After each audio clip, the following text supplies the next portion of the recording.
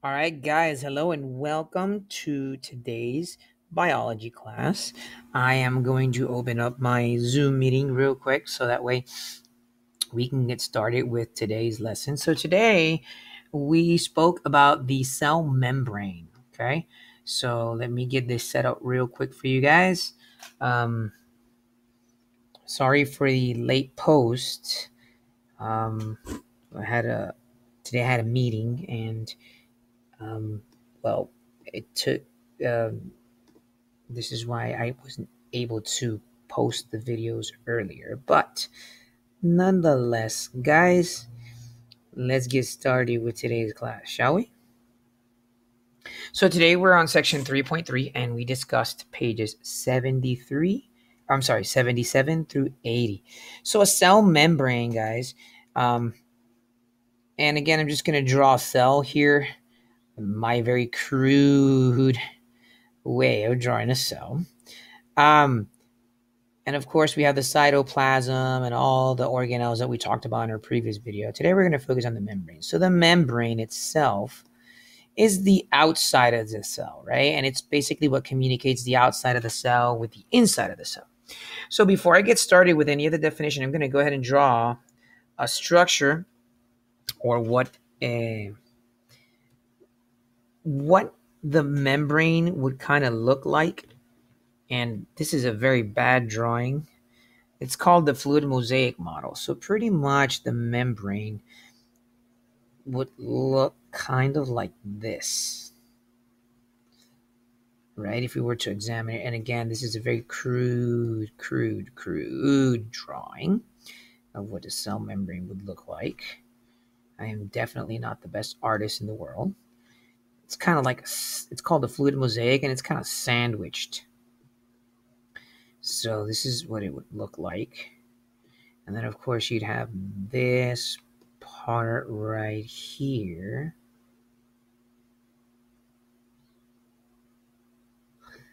And this part right here.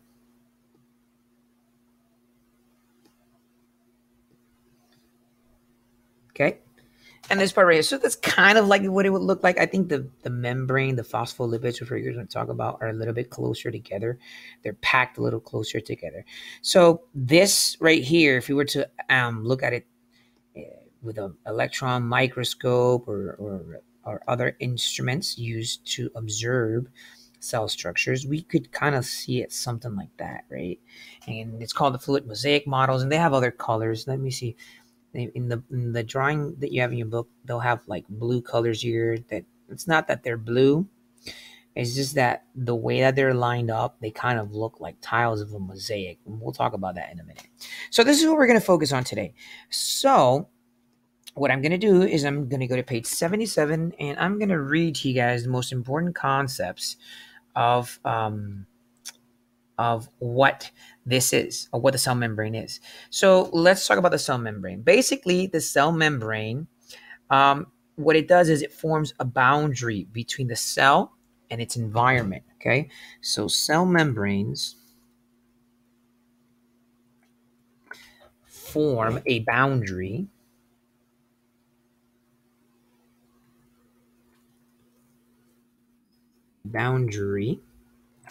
um, between a cell and the outside environment.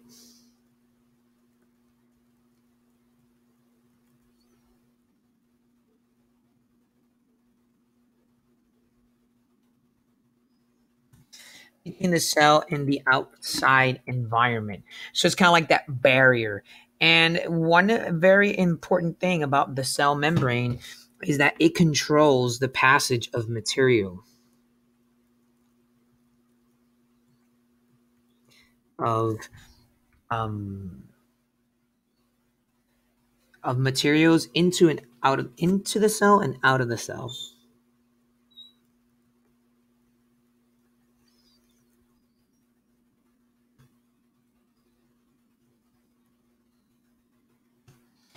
Into the cell and outside the cell.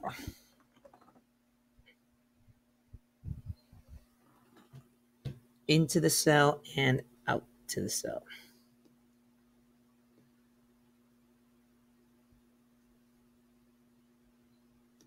Okay, into the cell and out to the cell. So that's one thing that it does. And the cell membrane is made of a phospholipid. So these little structures that you see here that I shaded in blue, they're called phospholipids. And I'm going to try to the best of my abilities to draw a phospholipid structure, and then we'll define it. So a phospholipid structure is kind of like, and let me use red to kind of mimic the one in the book. A phospholipid structure is kind of like a match. I like to look at it kind of like a match. And it'll have two two chains of fatty acid. And this is what it looks like in your book, more or less. And here is a phosphate group is right here. So let's see if I can change the color to kind of, and we'll talk about it right now. But right here is a phosphate group. So this is a phosphate group.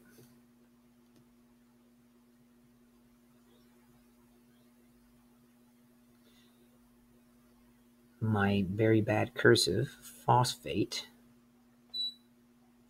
And we'll, right here, this is a phosphate group. You know what? I'll just text it. It's easier if I do it this way. That way you can understand what I'm writing. So let me just do this. I think it's better. Right here, this is the phosphate group.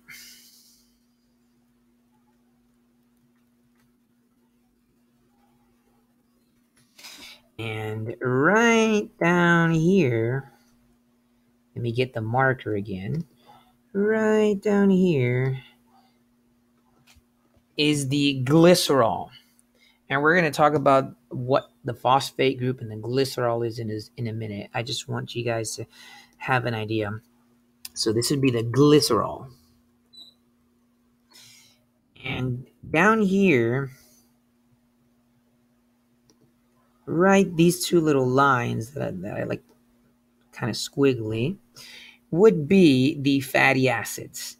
Okay, so that would be the fatty acids. And right now we'll define real quick what they are. So these are the two fatty acid chains.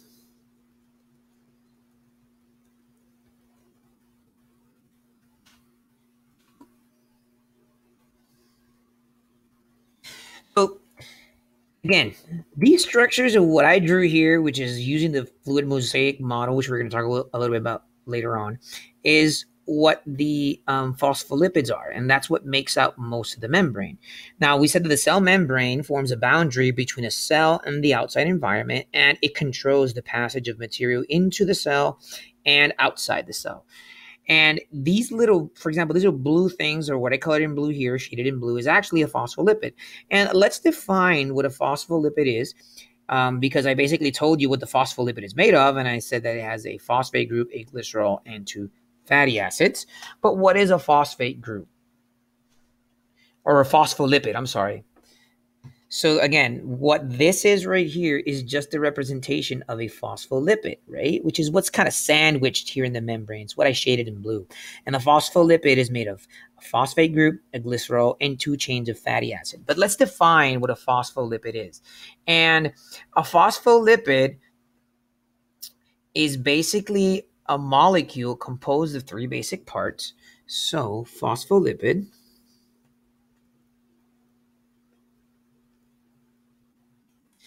is a molecule composed of three basic parts.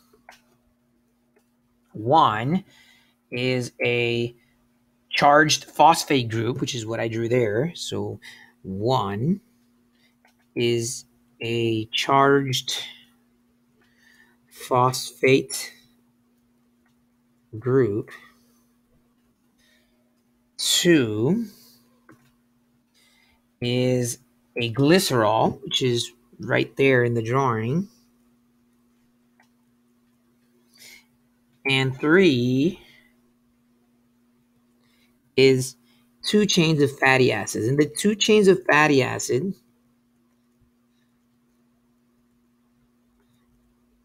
form the tail of the phospholipid. Okay. So we're gonna continue to discuss, and I'm actually gonna erase this here, so we can go more in depth into phospholipids. Okay, so let me erase this right here. If you guys have any doubts, you can go back to rewind the video and go back to that real quick. So speaking of the phospholipids, now it's very important, and there's a lot of information from the phospholipid. It says that together so it's good to notice or to point out right here that it's good to point out here that I'm sorry, let me change colors. That the phospholipid, the phosphate group, so this right here, the phosphate group and the glycerol form the head of the phospholipid, okay? So that's why you see that they're right there. So again, the phosphate group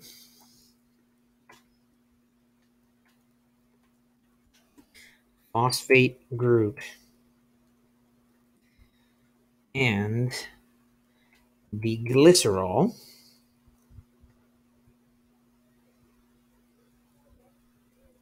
form the head of the phospholipid,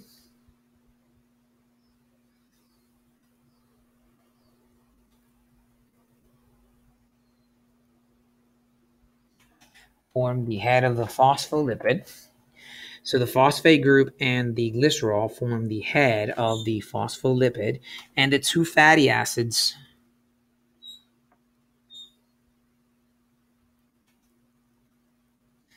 form the tail. So let me separate that real quick.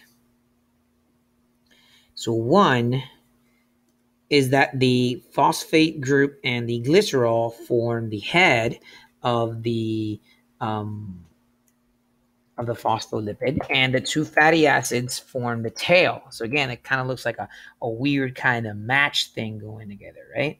And it's good to know that the head bears a charge. Okay, so the head of the phospholipid, the head of the phospholipid bears charge.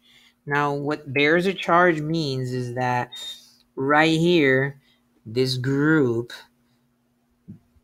let me see if I can get a marker. It's that the glycerol, the head, right here, the head has a charge. And because it has a charge, it's a polar. The head is polar. Okay, so we know that the head of the phospholipid bears a charge and the head is polar. So, right here, the head is polar. Now, what the head being polar means is that it can actually form hydrogen bonds with water molecules. So we say that the head is soluble in water. So the polar head of a phospholipid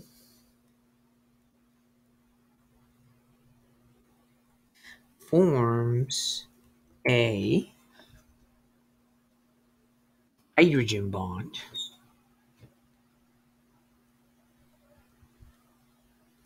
or forms hydrogen bonds with water molecules.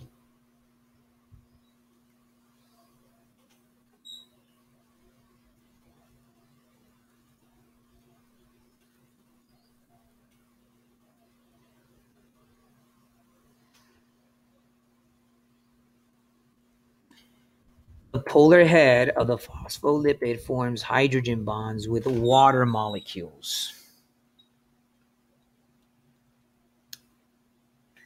And the fatty acids are nonpolar. Okay, so that's good to understand. The fatty acids are non-polar. So what the fatty acids are nonpolar means is that the fatty acids cannot form hydrogen bonds, okay? So real quick, just recapping the phospholipid. This is what a phospholipid kind of looks like, okay? It has a head, and that head has a phosphate group and a glycerol. The little tail are the two fatty acids, which is what we explained here. This head actually has a polar charge and it's soluble in water. What it means is it forms hydrogen bonds with water, and the tails do not, okay? So now we're going to move on to other structures of the membrane, and I'm going to go ahead and clear these drawings. If you guys have any questions, you can go back to the video, rewind it, and see that again, all right? So if we go on to page 78, we're going to talk about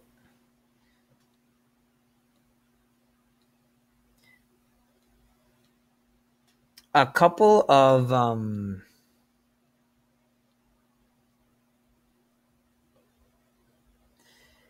molecules that are in the cell membrane, okay? It says figure 3.3 shows other molecules embedded within the phospholipid layers.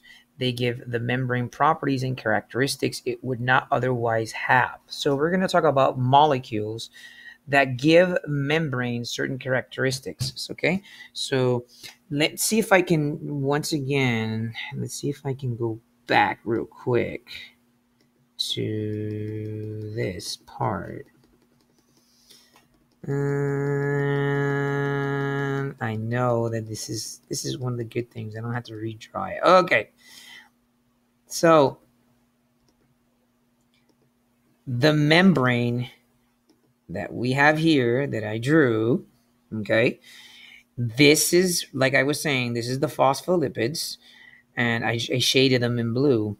And there are other molecules embedded. Now, remember that it's kind of like sandwiched because this is the heads, which are dissolved in the water outside of the cell or in water fluids. Then you have the tails, right? And then you have the other layer of the membranes. Now, the phospholipids are kind of like the fillers of a sandwich. In Spanish, we say el jamón del sándwich, right? In Spanish, it means the ham of the sandwich. Now, I'm going to reread that. It says, other molecules embedded within the phospholipid layers. So what that means is that in these phospholipid layers, you have other molecules. And we're going to talk about them. So we're going to talk about other molecules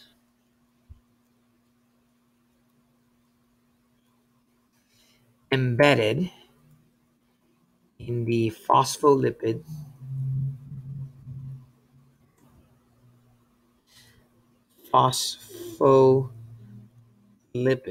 excuse me, layers. Okay. And some of those phospholipids in the embedded, or some of those molecules embedded in the phospholipid layers are, for example, cholesterol molecules, which strengthen the cell membrane. So we have one, cholesterol molecules,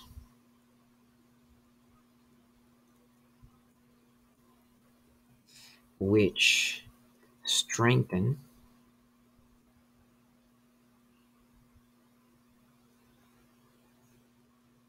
the cell membrane. Okay. Secondly, that we have is proteins that help material cross the membranes. So there are also proteins that help material cross the membrane.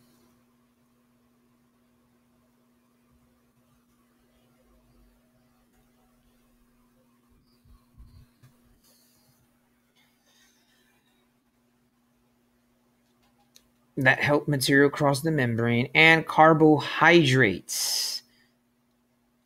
Carbohydrates that attach to membrane proteins and serves as identification tags. And carbohydrates that attach to the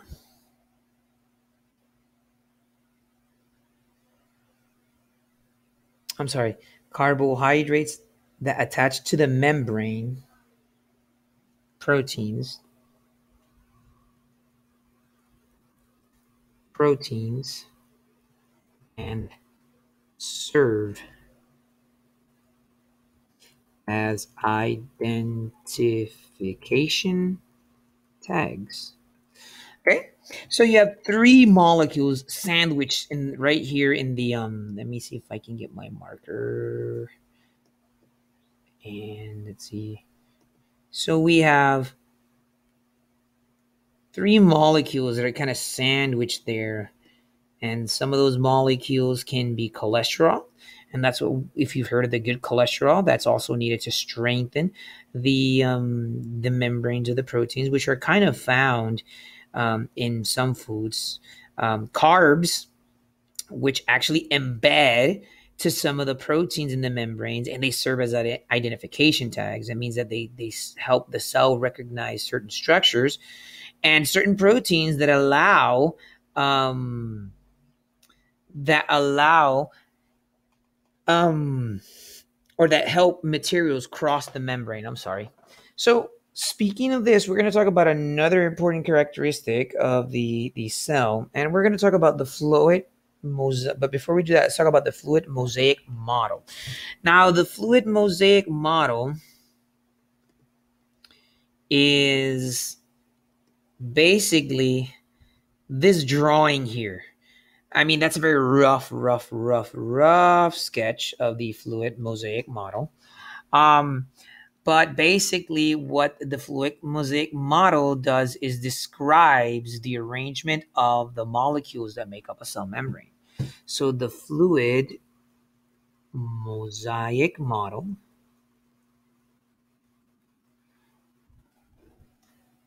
describes the arrangement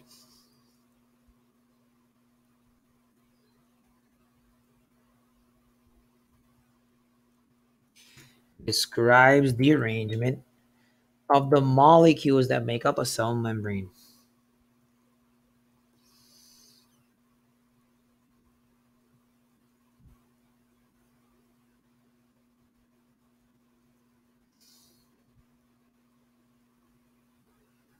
And make up the cell membrane.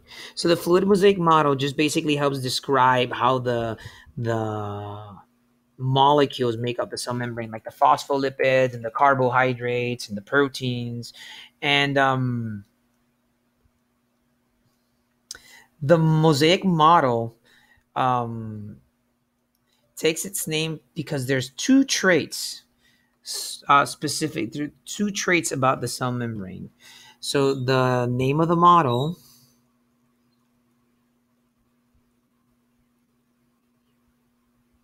resembles two traits of membrane.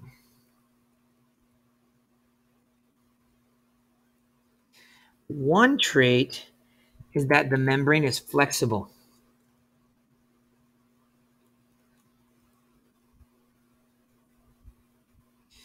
What I mean by the membrane is flexible is that if proteins have to go inside the cell or have to leave the cell, or depending on what type of transport is undergoing, and we'll talk about that later on, what that means is that the membrane can actually slide around. So this structure that's in blue here, it's flexible, so it can slide around, kind of like water, oil on water.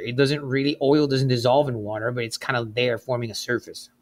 So it's flexible. The membrane is flexible, and it allows for certain protein structures or for certain molecules inside of the membrane to slide across from each other in order for certain processes to occur. And the second trait that helps the mosaic model get its name is and I'm sorry, I'm trying to, here we go, get the page real quick. It says that the variety of molecules studying the membrane, so the variety of molecules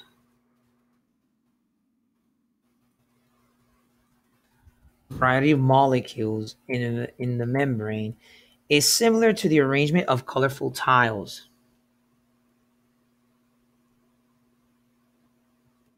the membrane is similar to a variety or similar to the arrangement of colorful tiles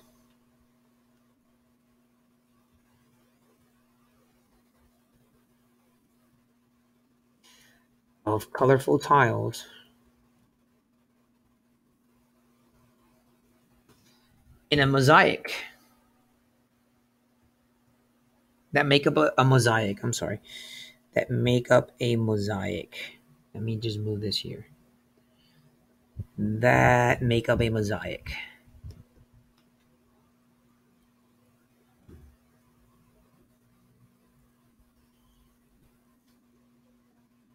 A mosaic. That make up a mosaic. Okay.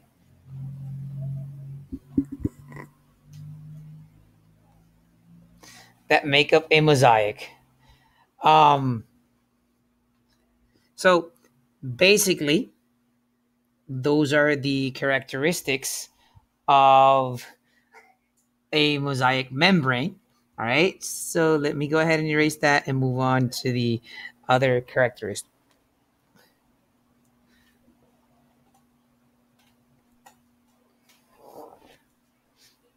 So I'm trying to arrange my get myself acclimated here. Give me one sec, guys.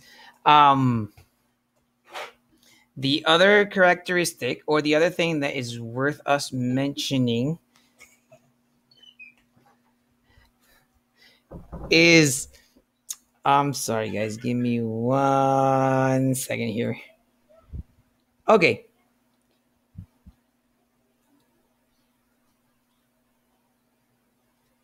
Give me 1 sec while I get my pages organized. I apologize for this. And here we go. All right. So another characteristic of the cell membrane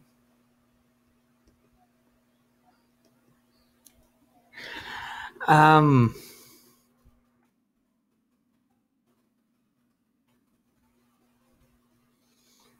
of the cell membrane is it has selective permeability. Now, what selective permeability means is that it allows the entrance of certain molecules.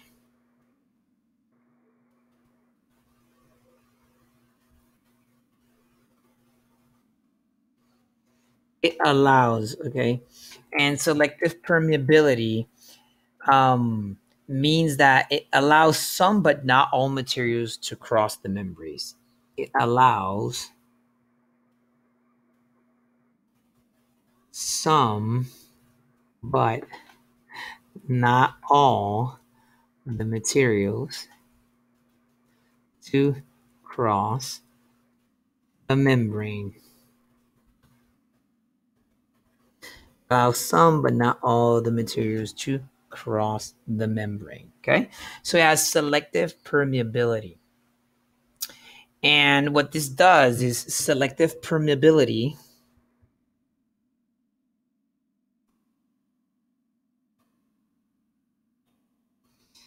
allows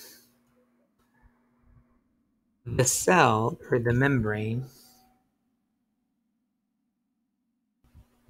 or allows the cell, I'm sorry, to maintain homeostasis.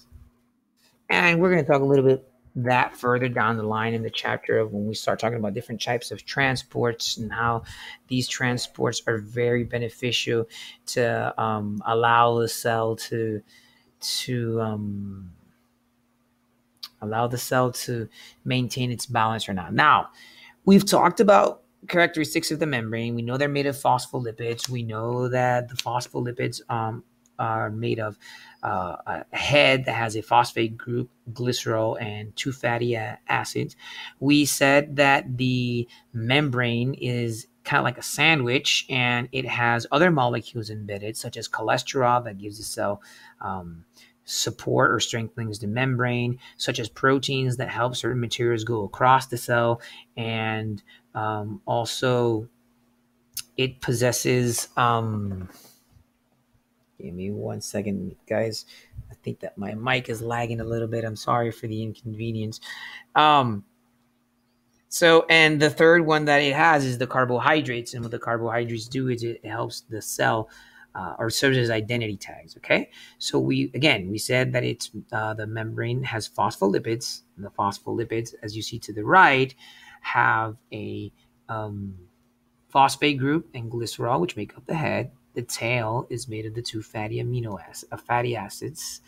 And they're inside the phospholipids. Other molecules are embedded in the phospholipids, molecules such as, again, carbohydrates that help identify the cell, or that help that serve as identification tags. We also said that the cell has proteins that help certain materials across the cell. And we also said that there is cholesterol, in this case, the good cholesterol, which strengthens the cell membrane. After that, we spoke about the fluid mosaic model. We said that the fluid mosaic model it describes how the membrane is arranged, and it was useful because what it does is it's based on two traits. One trait being that the cell membrane is actually very flexible, and it allows them to kind of it allows them to slide across each other, allowing certain processes to occur. We said that the other characteristic is that the arrangements of the molecules embedded kind of look like the tiles of a mosaic. And now we're going to get to discuss receptors. Now, what a receptor does and types of receptors. So let's define a receptor. And just like the word might suggest, receptor receives, so probably has to do with something like that. And the last thing that we mentioned before receptors is the selective permeability, which basically means that the cell membrane allows certain things to get in, and this helps maintain its homeostasis. Now, let's talk about receptors. And a receptor is basically a protein that detects a signal molecule. Okay, so a receptor, let me see if I can change the color of the text. A receptor is a signal, or is a protein that detects the signal. Is a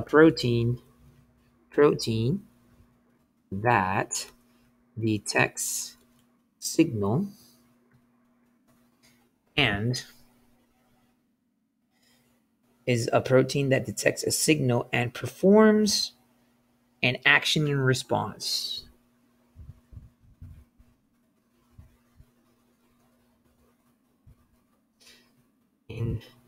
Response. There you go. So is a protein that detects a signal and performs an action in response. So all across the membrane, there are receptors. And there are different types of receptors. We have membrane receptors, and we have intracellular receptors, and we'll talk about those in just a minute. But basically what they do is it allows them, right? What it does is it responds. And something important about or one of the things that it recognizes and bonds only to certain molecules. Okay, so receptors, it recognizes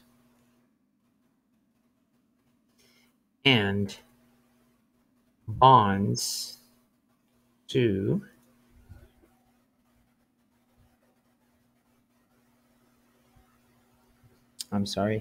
it recognizes and binds to certain molecules. Binds to certain molecules. Because the membrane has selective permeability, the receptors only bind to certain molecules, not all of them. And this is, of course, to ensure that there are no problems or that that the processes that occurs correctly. It's kind of like a quality control. Um, the other thing is that the molecule a receptor binds to is called a ligand. The molecule that a receptor binds to is called a ligand or ligand.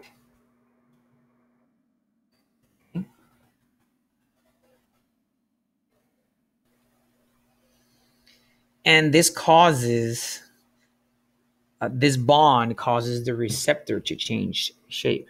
So this bond causes the receptor to change shape. Causes the receptor to change shape. Give me a minute and let's see if I can move this up a little bit. So that way I have more space. Okay. And there you go. So it causes the receptor to change shape. Very important. If it doesn't change shape, then there's probably not, the reaction is just not going to start. Okay. Um, so let's talk about intracellular receptors. Okay. Let's talk about intracellular receptors. See if I can, right here, intracellular receptors.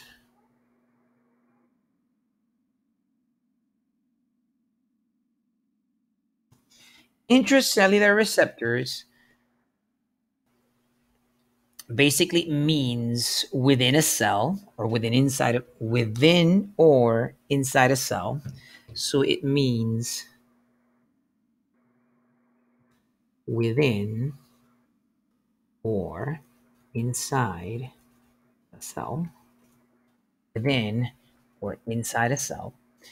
And that means that the intracellular receptors only bind to a certain cell in our bodies. For example, we're going to see an example of the kidney cells. That means that when certain processes occur inside the kidney cells, the only receptors there are only the receptors that bind to kidney cells, no other receptors. So that's what intracellular means. That means that it only binds with a specific kind of cell within our bodies. It will not bind with any other. Like a kidney cell will never bond with a muscle cell or a bone marrow cell. Okay, and we're going to talk about the example of aldosterone. Aldosterone.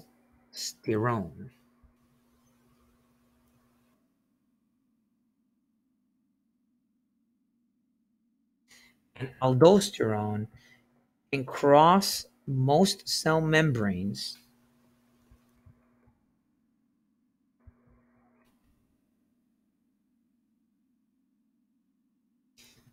across most cell membranes. However,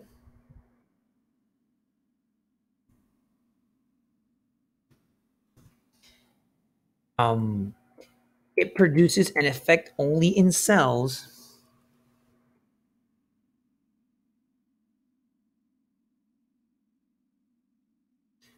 only in cells that have the right type of receptors.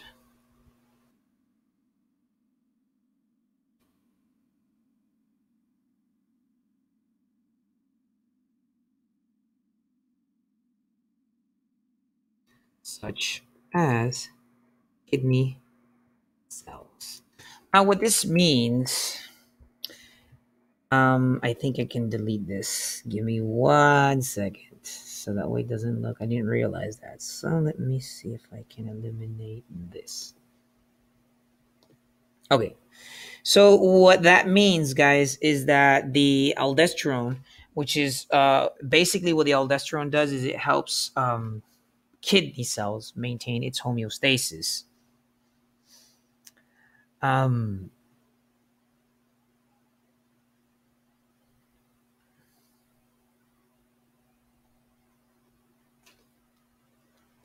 Basically, the aldosterone helps the kidney bind the kid. It basically helps the kidney cells bind to.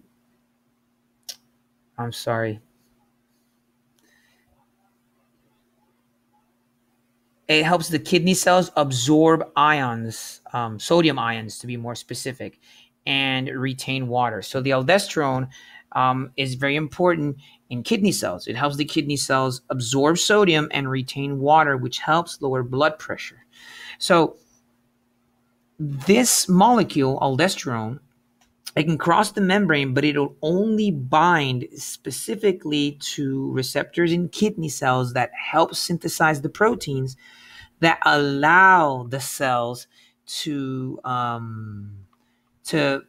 that allows the kidney cells to absorb the sodium and retain the water. Okay, so aldosterone is not going to interact with anything else. It's only going to interact with kidney cells. That's why it's called an intracellular receptor. And the other receptor that we're going to talk about real quick is the membrane receptor. So let me go ahead and delete this right here. Well, you know what? I think I might have some space on this side and see if I can. Membrane receptors.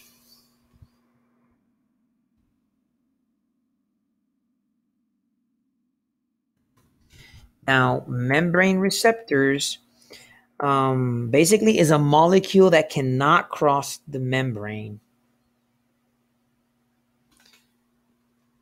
Is a molecule, unlike intracellular that can cross the membrane, a membrane receptor is a molecule that cannot cross the membrane.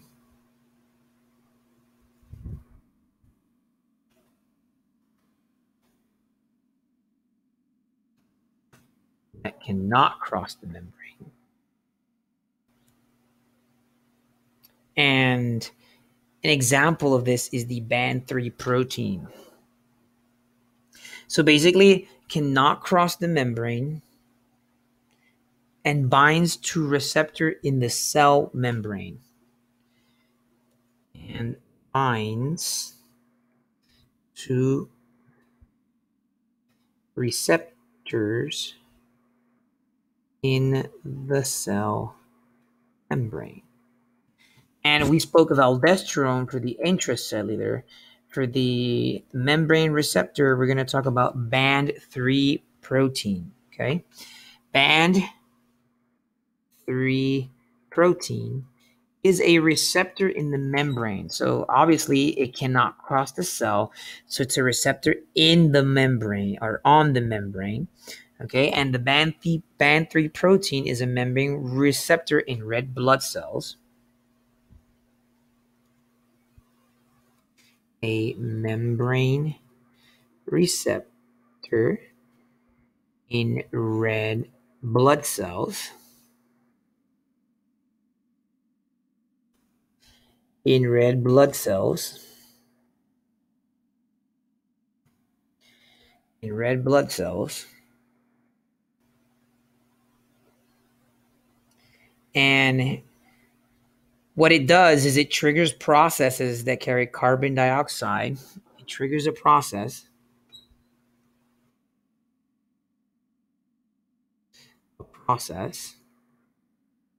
that carries out carbon dioxide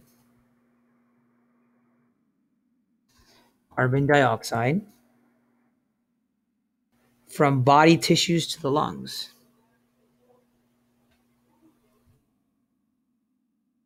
Body tissues to the lungs. And ladies and gentlemen, let's see if I can move this. Let's see if I can move this here. And okay. More or less there.